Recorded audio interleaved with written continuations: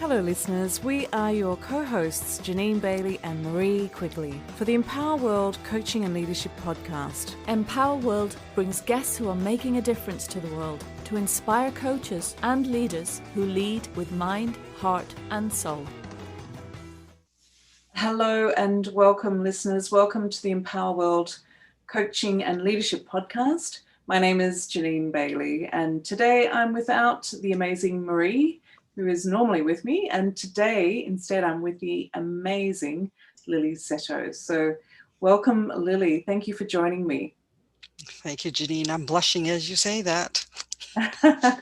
So thank you for inviting me.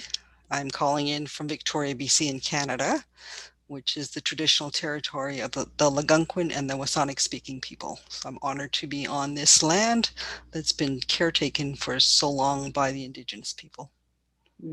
Beautiful, Lily. And I'm calling from the Wadawurrung land. The Wadawurrung people, part of the Kulin Nation, and I pay my respects to the elders past and present, and I pay my respects to your elders past and present, and everyone in between. So Lovely.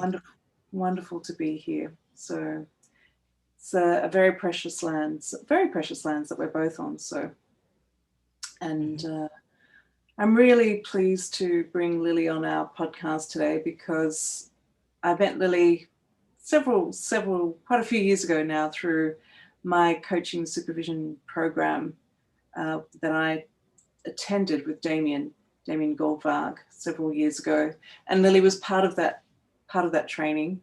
And since then, we've continued to connect, Lily, in many different ways and circumstances. And we both share, I know, a love of working with the Indigenous people, supporting them through coaching and supervision and training. So there's many connections, and I'm really, again, pleased to bring Lily on our podcast today because in 2020, she was also awarded the EMCC Global Supervision Award winner, and part of perhaps a small few winners for their contribution and their work in supervision. So congratulations, Lily. I know that award was not so long ago, maybe a few months ago now. So again, congratulations on all that you do. And so I'd like to hand over to you, Lily, to share your background and experience to our listeners before we dive into our topic today. Great. So I've been a leadership coach, executive coach for probably 17, 18 years. I've lost track.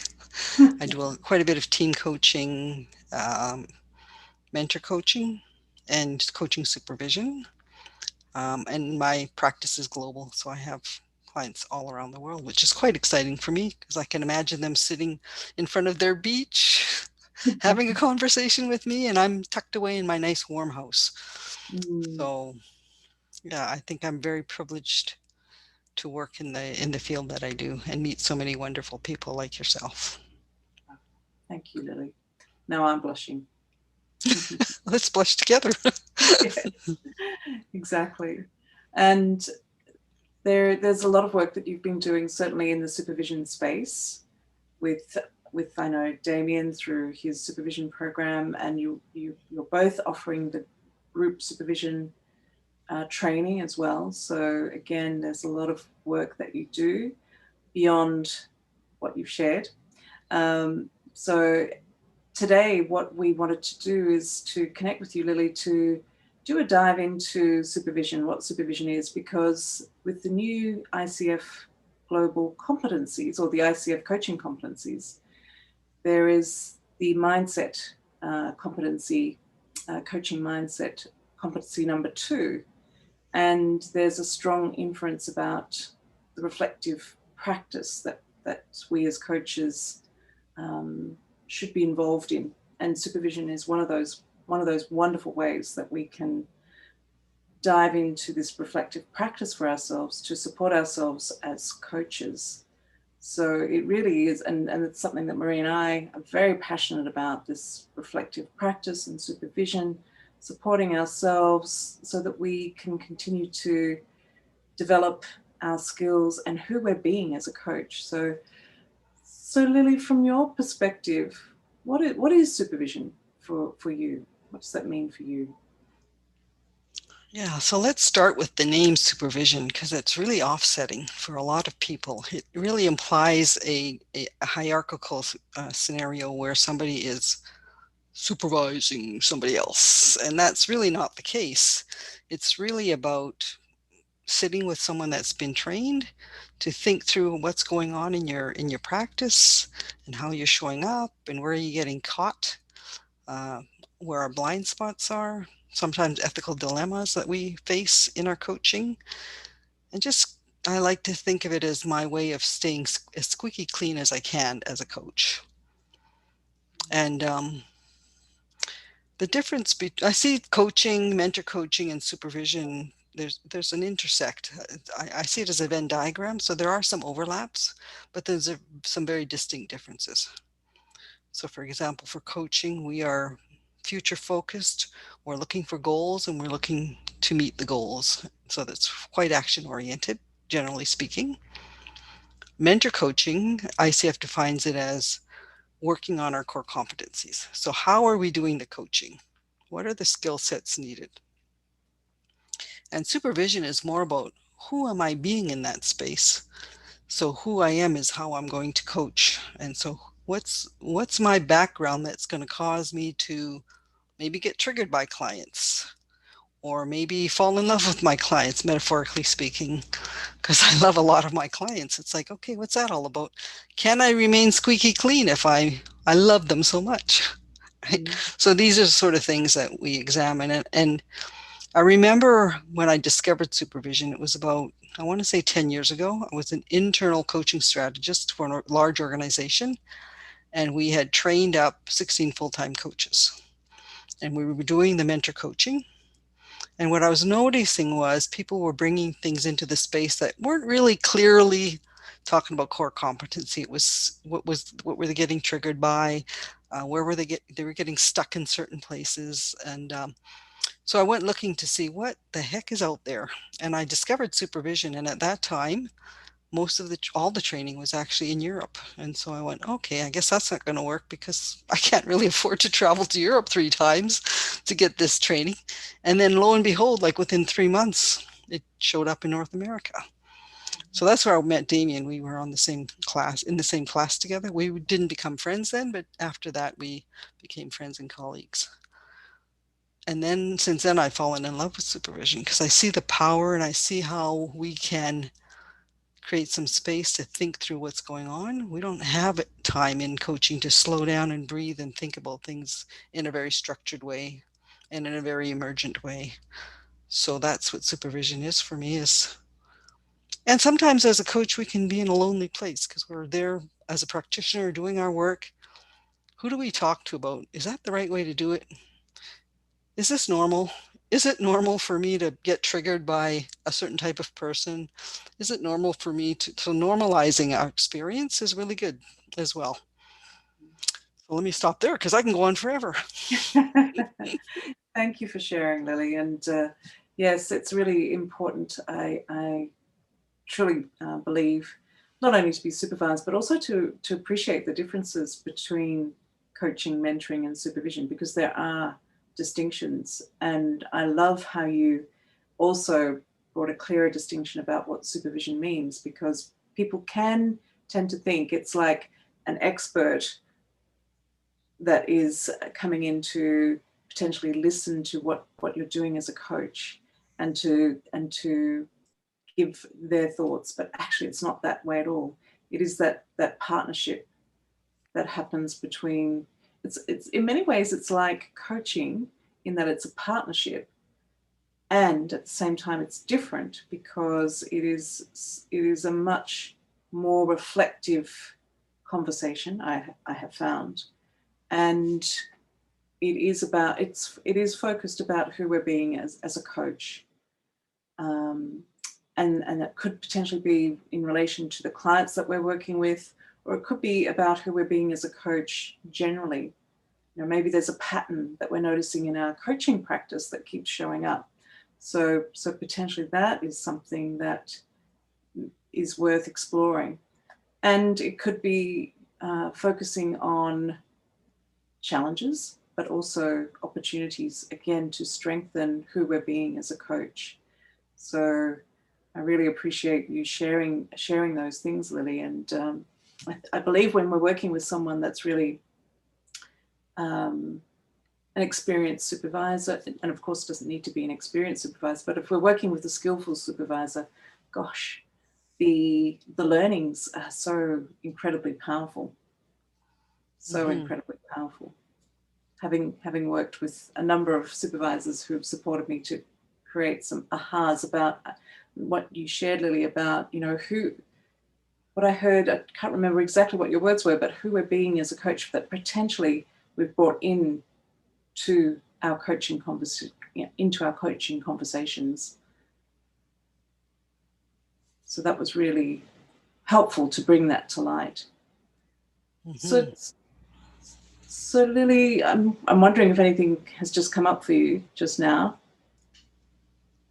So I shared that. Yeah, I guess one distinction I missed was we're not looking for outcomes in supervision. It's really, truly a reflection space, and we do with it what we want. And it really shifts us in a very deep level in how we're showing up. Especially when you're working with a fully trained, skillful supervisor that has some psychodynamic training behind them, understands when, like, I'm a big rescuer, I know that. So I need to keep watching and taking it to supervision. And I keep tripping myself on, I'm going beyond supporting and into the rescue mode. So that's where one of my edges is. And so I'm getting better at that.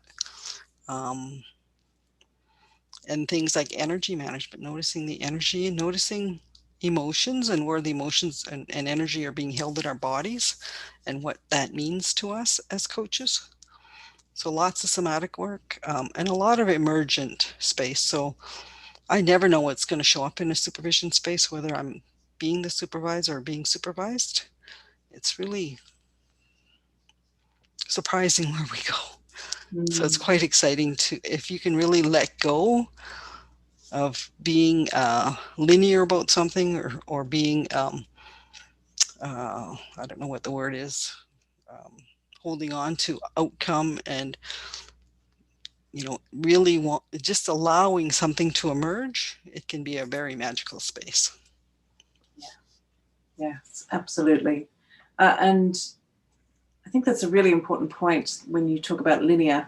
If we can let go of the linear and allow whatever is needed to come in. And what I found through my own training with Damien is really listening to what's beyond what's being said, what's being shared, the story. And of course, we learn that in coaching as well, but it just took that to so many extra levels and really support our coaching practice as well.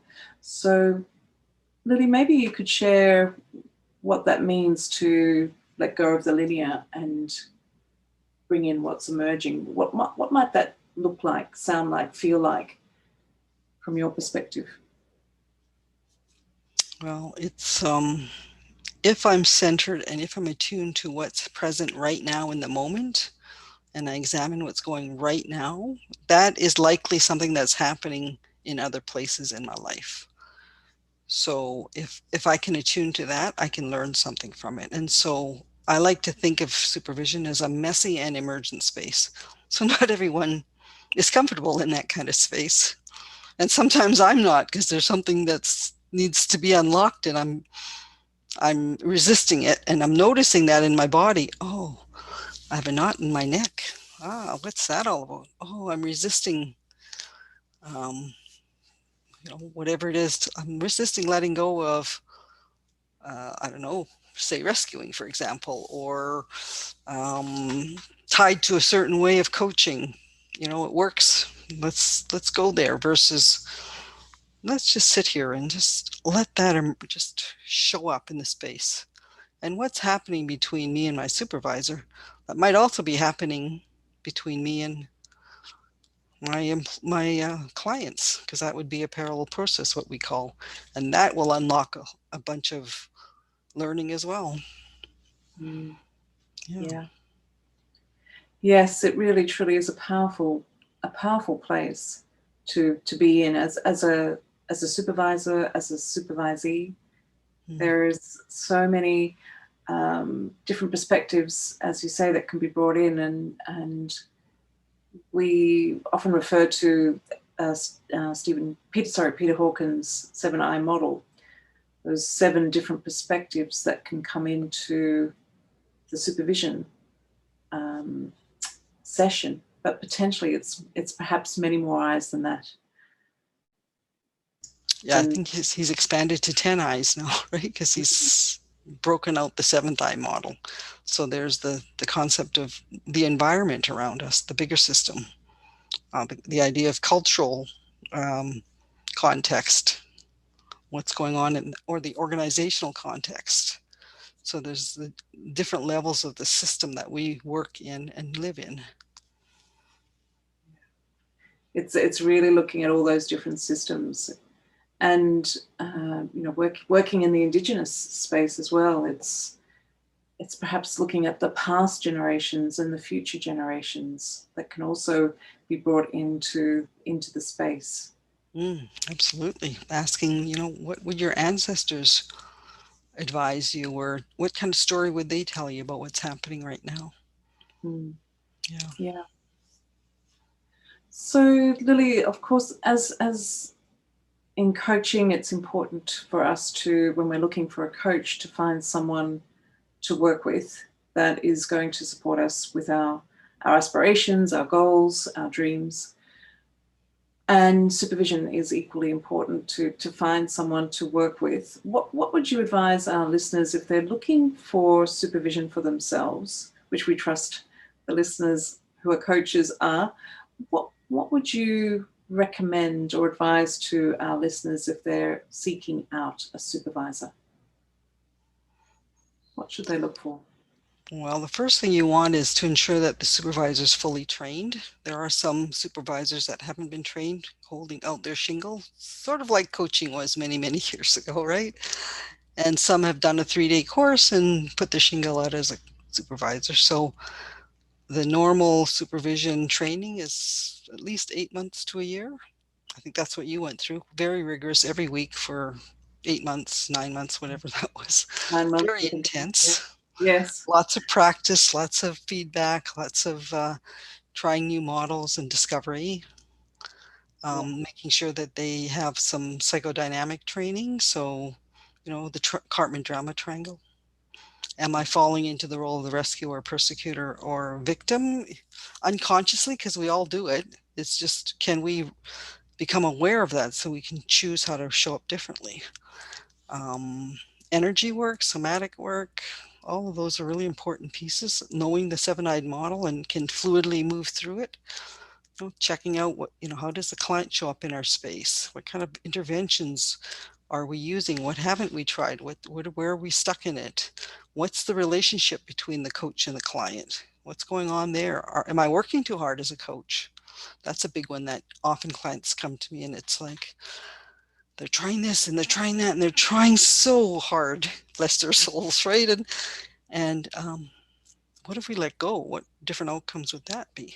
And then what's going on for the coach? One thing where I learned a lot was, I guess it was about 10 years ago, I was working with a supervisor and I noticed a number of younger coaches coming to me and I was getting really stuck until my supervisor said to me, do these clients remind you of anyone? And I went, oh my goodness, they remind me of my children. Who were about the same age, 35, 40. And it's like, oh, I better be careful not to transfer what's going on with my kids over to these clients because they are not my children. So I have a different relationship with them. So that was a huge awareness piece for me in terms of being aware of, what kind of triggers might be happening for me. And then, of course, the parallel processes and what's happening in me in my body too. What am I noticing in the moment? Like right now, I'm noticing my heart's beating really fast. I notice how excited my voice is. Like these are all this is all data for us to decide what does it mean to us as a coach. And then of course that seventh eye, we call it the seventh eye, which is the bigger system. Huge place for people to learn too as coaches is, what if we take an eagle's eye view of what's going on? What would we notice? Who's doing all the work? Where are people located from a constellation perspective? Where are the conversations happening? Where are they not happening? You know, so real great opportunities when you work with a trained supervisor who can bring in different models to use when appropriate. Yeah, fantastic, Lily. And as you said, the program that I attended with Damien, 9 months, very comprehensive, bringing in all of these different aspects. And one of the models that we also learned about was and one of the things we looked at was transactional analysis, which also I found was very powerful to utilize as well, so that parent, adult, child relationship, which was also very powerful. And also, go ahead, Lily. Yeah, I was just recalling I spent a year working with a transactional analysis supervisor because I really wanted to understand that and what's going on and when do I show up in a parental role? When does my rebellious child come out to play? And learning to accept and love those parts of me, and raising the awareness of when that might happen, and then choosing to step out of that space or be playful for a while as a child and then step out. Yes. Yeah, absolutely. And again, these wonderful things that we learn in supervision we can bring them into our coaching as well in a powerful way. And the other element I also recall was the ethical part, that, as you shared earlier, Lily, that when we have ethical dilemmas, we have someone that we can go to that has perhaps a lengthy experience in the work that we do and a great understanding of ethics. So I think that's also important for when we're choosing a supervisor. So, and I know that that's something strong in your toolkit as well, Lily, as you've been part of many webinars related to ethics. So again, something important to look out for when we're seeking a supervisor, I trust. Yes. And can I work with this person in a way that I can say anything to and not feel judged? That's super important for me. And I don't tend to take a lot of courses anymore at my age, but I love the supervision space. It's just in time learning. So I normally at any given time am working with 3 different supervisors for different things: team coaching, my individual growth, and then I'm in a chain where we rotate on a regular basis and try out different supervisors. Fantastic. So, Lily, is there anything else that, as we start to wrap up, is there anything else that you would like to add that you believe the listeners should be aware of in relation to supervision? Well, there's 2 different models. There's individual and then there's group. So the individual, working one-on-one with a supervisor, just in time, exactly what you want at any given time. The group I also love because it's a community. It's a small community. You build connections. You normalize the stuff that's going on. Like if somebody says, oh, I'm really struggling with, what would be an example? I'm struggling with giving advice and following the model and not giving advice. Almost everybody in the group is going to nod their head and go, yeah, me too. Let's normalize that. Now let's talk about what that means to our practice and how do we want to be as a branded coach. So lovely space, the group supervision. And sometimes it allows for more affordability because your rate might be a little less because it's in group versus individual. Depends on the supervisor and how they structure themselves. So also I want to share that Damien and I co-lead the America's Coaching Supervision Network and the Asian one, although I never make those calls because they're so late for me. And anyone can attend our webinars. They're once a month. So the Americas one is in the morning in the Pacific time zone, which is maybe not appropriate for your area down south. But the Asia's supervision, Asia Pacific one, is in the evening our time, which is the morning your time. And that's a growing community. So if you go on to the America's Coaching Supervision Network website, you can check out what's coming up in different webinars. They're all free once a month, different topics. We have one next Monday in the Americas one. Sunny is going to be doing something on diversity and supervision. Yes. We have coaches coming, we have supervisors coming, we have leaders coming to these events. And there's a lot of resources on the website. There's a directory of supervisors if you're looking for a supervisor. And there's a lot of recordings. And then we have an annual conference. We've done 4 conferences now. We just finished our 4th one that was virtual. And next year we're planning to go to Hawaii. Hopefully the world will be open. Yes, I think so. Yeah. Fantastic, Lily. And what's the website that people can look at to get access to that information that you've just shared? It's www.americascoachingsupervisionnetwork.com. And if you Google it, you can find it. Yeah. And I believe there's also pages on LinkedIn for both the Americas. There might be one for the Asian. I mean, I personally attend the Asian Supervision Network whenever I can, as it is a good time for me. And as a consequence of Damien also bringing in the supervision program at a time that's friendly for Australasia, which I've been involved in supporting in terms of supporting the triads. I have made a connection with Jeff Duncan, who is a coach and now a supervisor. So we're collaborating to build presence in Australasia, related to what you and Damien are also creating over in the Americas. So that's coming out soon. So we're looking forward to starting a regular networking 1-hour event that is, again, under that umbrella. So do look up Damien and Lily's beautiful site around coaching supervision. And I believe that supervision is becoming more and more known.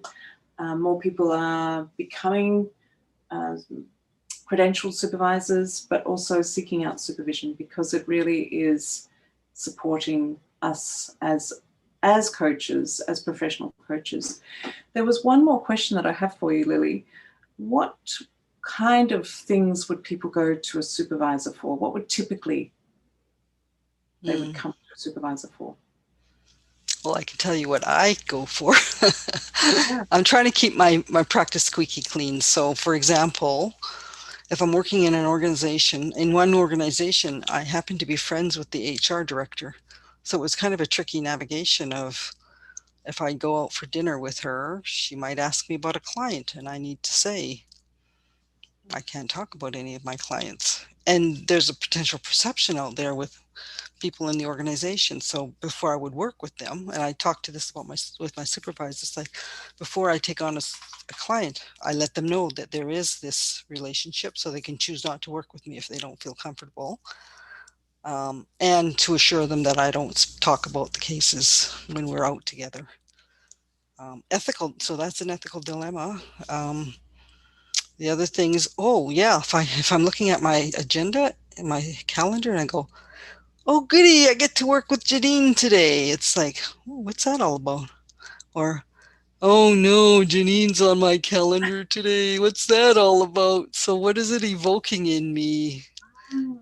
Can I be neutral when I come from those spaces?